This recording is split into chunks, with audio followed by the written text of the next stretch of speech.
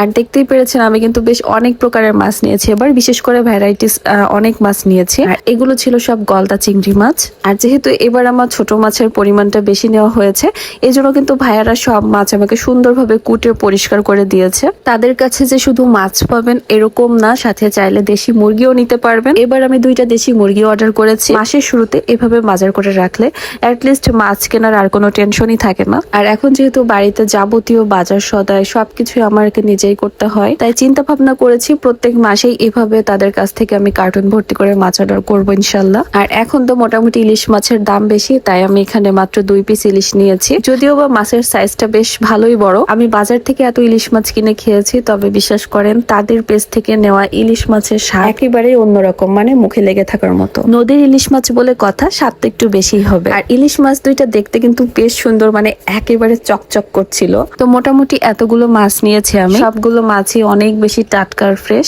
আপনারাও আপনাদের পছন্দ মতো মাছ তাদের পেজ থেকে নিতে পারবেন। জাস্ট পছন্দ ওয়াইজ মাছের নামগুলো বললেই হবে। আমার মতো এমন পাঁচমিশালি মাছ খেতে কার কার ভালো লাগে অবশ্যই কিন্তু কমেন্ট করে জানাবেন। আজকের ভিডিওটা এখানেই শেষ করছি। দেখা হয়ে যাচ্ছে নেক্সট কোনো ভিডিওতে। সে পর্যন্ত সবাই ভালো থাকবেন, সুস্থ থাকবেন। আল্লাহ হাফেজ।